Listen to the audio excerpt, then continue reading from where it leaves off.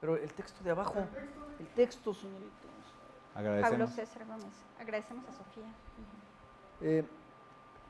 Agradecemos a la doctora Villar por su excelente presentación y a continuación el doctor Paulo César Gómez Castaños. Él tiene un posgrado en neurogastroenterología y motilidad y actualmente es el jefe del laboratorio de neurogastroenterología y motilidad. Es adscrito al Departamento de Gastroenterología y Endoscopía Digestiva del Centro de Investigación y Docencia en Ciencias de la Salud de la Universidad Autónoma de Sinaloa y nos va a platicar sobre dispepsia y gastroparesia. Muchas gracias, doctor Gómez.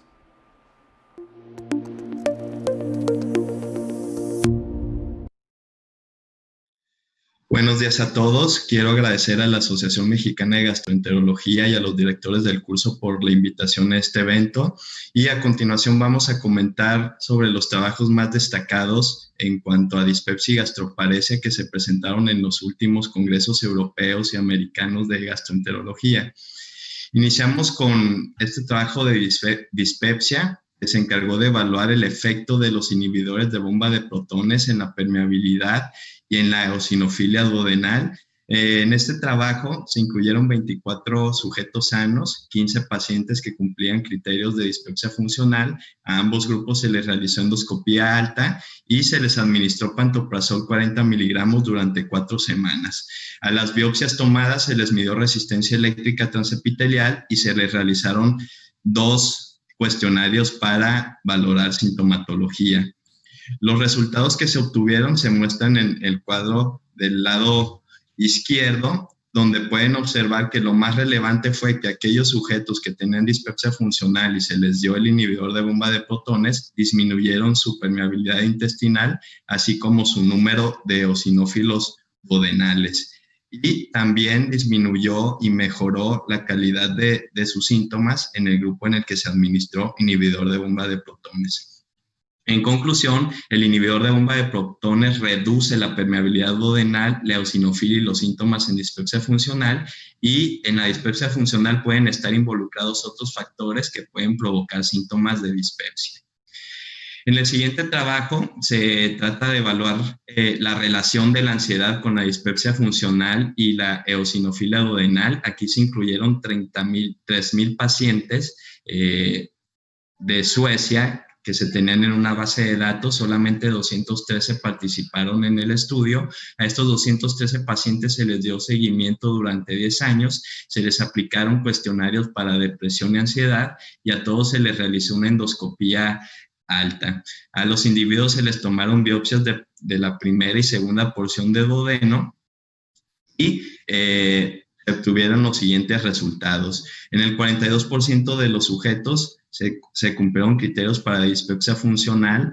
Llama la atención que la eosinofilia duodenal estuvo presente en un número importante, hasta 39% en la segunda porción del duodeno. En 6% de los participantes se encontró depresión y solamente en 1% de ellos se encontró depresión. La ansiedad se asoció significativamente con la dispepsia funcional, principalmente el síndrome de malestar postprandial, y la ansiedad también tuvo una asociación importante con la presencia de eosinofilia duodenal, sobre todo en la primera porción del duodeno. En conclusión, la ansiedad se asocia significativamente con la dispepsia funcional y la eosinofilia duodenal se asocia con un aumento de hasta 5 veces más el riesgo para presentar ansiedad en este seguimiento a 10 años. Y es muy importante señalar que el sistema inmune puede tener un papel en la mucosa regulada por la regulación del eje cerebro-intestino. Bueno, este otro estudio epidemiológico se encargó de comprobar la prevalencia y el impacto de la dispepsia funcional. En este estudio participaron casi 55,000 sujetos en 26 países. Se les aplicó el cuestionario Roma 4 para dispepsia funcional y también se aplicaron varios cuestionarios para valoración de los síntomas. Los cuestionarios se aplicaron en línea y se obtuvieron los siguientes resultados.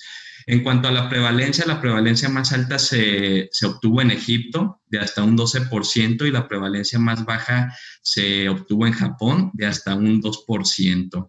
Ya haciendo el análisis multivariado, se encontró que la dispepsia funcional fue más prevalente en mujeres jóvenes, en aproximadamente 10%, y el subtipo de dispepsia que predominó fue el síndrome de malestar postprandial. Otro dato interesante es que a mayor edad, menor prevalencia de dispepsia funcional.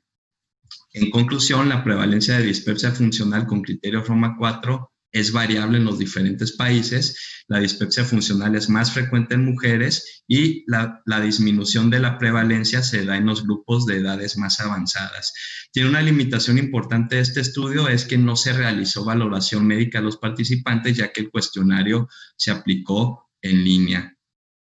Otro de los trabajos que evalúa las características histológicas de duodeno se los presento a continuación. En este trabajo se incluyeron más de 300 pacientes a los que se les realizó endoscopía alta. Se excluyeron 53 porque presentaban datos de dispepsia orgánica, y el resto, bueno, se les realizó biopsias de estómago y duodeno, y a estas biopsias se les realizaron conteos de neutrófilos y linfocitos intraepiteliales.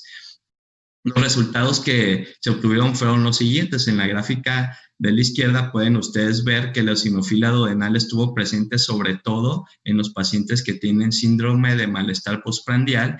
En cambio, los linfocitos intraepiteliales en duodeno no hubo diferencia significativa en cuanto a su cantidad en ninguno de los tres subtipos de dispepsia. Otro de los datos interesantes que se encontró en el estudio es que los pacientes que tenían síndrome de malestar postprandial tenían más cantidad de eosinófilos que los pacientes que tenían las otras variables de dispepsia. Y también lo que se encontró es que el Helicobacter pylori se encontró más en los sujetos que tenían síndrome de dolor epigástrico a comparación del síndrome de malestar postprandial. Entonces podemos concluir que el síndrome de dolor epigástrico se correlaciona con la infección por Helicobacter pylori, y que el síndrome de malestar postprandial se asocia más con una eosinofilia duodenal, independientemente de la presencia o no de infección por Helicobacter. Y este estudio nos brinda una información muy importante epidemiológicamente hablando en los subtipos de dispepsia funcional y el papel del Helicobacter pylori y la eosinofilia duodenal. En este otro trabajo de un autor mexicano, el doctor Ricardo Flores Rendón, se evalúa también la actividad de los eosinófilos en la dispepsia funcional. Aquí se incluyeron 37 pacientes con dispepsia no investigada a los que se les realizó endoscopía alta. Se dividieron en dos grupos, uno de dispepsia funcional y otro de dispepsia orgánica. A ambos grupos de pacientes se les tomaron biopsias de la primera y segunda porción del duodeno, y a las biopsias se les realizaron PCR para Helicobacter y PCR en tiempo real para cuantificar la actividad de eotaxina 1 y de factor de necrosis tumoral alfa. Los resultados que se obtuvieron son interesantes. En la dispepsia funcional hubo mayor intensidad de síntomas, sobre todo en la saciedad temprana y en la sensación de vacío en el estómago, y los pacientes que tuvieron dispepsia orgánica tuvieron una actividad mayor del factor de necrosis tumoral alfa, sobre todo en la segunda porción del duodeno. Entonces, los autores concluyen que no hubo diferencia en la presentación clínica de la dispepsia funcional y la dispepsia orgánica, y que no hubo diferencia en la actividad de eotaxina 1 en ninguno de los dos grupos. Sin embargo, la actividad de la eotaxina 1 se relacionó con hipersensibilidad. Los pacientes que tenían eosinofilia duodenal pueden tener cambios mínimos de dispepsia orgánica o desarrollarlos en el futuro. Pasando a los trabajos de gastroparesia, les presento uno de los ensayos clínicos que se está corriendo. Este es sobre la eficacia del Belucetrac en pacientes con gastroparesia idiopática.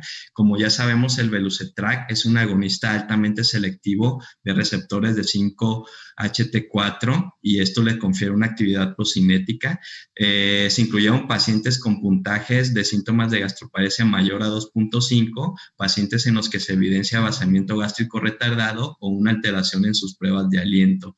Aquí se estudiaron 4 grupos. A un grupo se le dieron 5 miligramos, a otro 15 miligramos y a otro 30 miligramos de Velucetrac y se comparó contra un grupo placebo. La duración del estudio fue de 12 semanas y posteriormente se dio un seguimiento de 2 semanas al terminar el tratamiento. Se obtuvo una disminución del puntaje de síntomas a la semana 4 en los pacientes a los que se les administró el Velucetrac en comparación a los que recibieron placebo. El vaciamiento gástrico mejoró prácticamente al mes de tratamiento en 9 de los 13 pacientes que recibieron 5 miligramos de Velucetrac. Mejoró en todos los pacientes que recibieron 15 miligramos de Velucetrac y en todos los pacientes que recibieron los 30 miligramos. En el grupo placebo, nada más 6 pacientes obtuvieron mejoría en el vaciamiento gástrico. Y el vaciamiento gástrico se normalizó en todos los pacientes que recibieron 15 miligramos y solo en 81% de los pacientes que recibieron 30 miligramos. En el grupo placebo, ningún paciente normalizó su vaciamiento gástrico. En conclusión, el tratamiento por 12 semanas con Velucetrac de 5 miligramos redujo los síntomas de gastroparesia y esto demostró una actividad gastroprocinética con toda la dosis. Los efectos adversos reportados fueron escasos y obviamente se requieren estudios fase 3 para corroborar estos resultados. En otra modalidad de tratamiento, lo que es el G-POEM, en el tratamiento de gastroparesia refractaria, se realizó este estudio multicéntrico en hospitales de tercer nivel, 6 en Estados Unidos y 1 en Sudamérica. Se incluyeron 73 pacientes con gastroparesia refractaria, se les aplicaron cuestionarios de síntomas para valorar la mejoría clínica posterior a la realización del G-POEM y se obtuvieron los siguientes resultados. La calidad de vida mejoró posterior a la realización del G-POEM, sobre todo en 3 esferas importantes, lo que es el estado físico, la función social y el estado de salud general. La mejoría en el tiempo de vaciamiento gástrico mejoró en el 55% de los pacientes y la retención gástrica a las 4 horas disminuyó significativamente en el grupo que se le realizó el G-POEM. En conclusión, el G-POEM parece ser una intervención terapéutica prometedora para el tratamiento de la gastroparesia refractaria por su tasa de éxito, eficacia clínica y pocos eventos adversos. Esto obviamente tiene que ser realizado por manos expertas. Y bueno, otro medicamento que se está estudiando actualmente es el Tradipitant. Este es un antagonista de los receptores de neuroquinina 1R. En este ensayo clínico participaron cerca de 150 sujetos a los que se les administró Tradipitant 85 miligramos 2 veces al día y se comparó con un grupo placebo. A todos los participantes se les aplicaron cuestionarios de síntomas y se realizó una evaluación a las 4 semanas de iniciado el tratamiento. Estos son los resultados que se obtuvieron. La intensidad de la náusea y la frecuencia de las náuseas bajaron en el grupo de los que se administraron Tradipitant a comparación del grupo placebo, y en el vómito también hubo una mejoría significativa en cuanto a la frecuencia y los días libres de vómito en los pacientes que recibieron Tradipitant en comparación de los pacientes que recibieron placebo. Cerca del 33% de los pacientes con náusea tratados con Tradipitant tuvieron respuesta favorable comparado con el 12% de los pacientes con placebo. Se obtuvo una mejoría en cuanto a la náusea y los síntomas relacionados a gastroparesia con el tratamiento de Tradipitant, y el Tradipitant tiene el potencial de convertirse en tratamiento de primera línea en el tratamiento de gastroparesia. Y bueno, ya para finalizar, en este estudio se evaluó la eficacia de la toxina botulínica en la gastroparesia, esto evaluado mediante EndoFlip. Como ya sabemos, la inyección de toxina botulínica en el píloro puede utilizarse para el tratamiento de mantenimiento o previo a realizar el G-POEM. La respuesta a la toxina es predictor de la respuesta al G-POEM y hay controversia en su uso antes de realizar el G-POEM. Se incluyeron 34 pacientes a los que se les realizó EndoFlip y se realizaron diversas mediciones. Aquí pueden ver que no hubo un efecto importante en cuanto a la actividad pilórica después de la inyección de toxina botulínica, y realmente el único dato importante que se obtuvo es que a los pacientes que se les inyectó toxina botulínica redujeron el diámetro del píloro. En conclusión, la toxina botulínica tiene efectos mínimos en gastroparesia y las inyecciones repetidas tienen efectos persistentes en el diámetro y la presión, pero mínimos en la distensibilidad pilórica. Se requieren más estudios para determinar si estos efectos son benéficos. En conclusión, la eosinofilia duodenal parece tener un papel importante en la fisiopatología de la dispepsia funcional. El eje cerebro-intestino tiene una función moduladora de la respuesta inmune y los trastornos neuropsiquiátricos tienen una prevalencia elevada en pacientes con dispepsia funcional. Actualmente se están desarrollando avances muy importantes y prometedores en el tratamiento de la gastroparesia. Muchas gracias por su atención.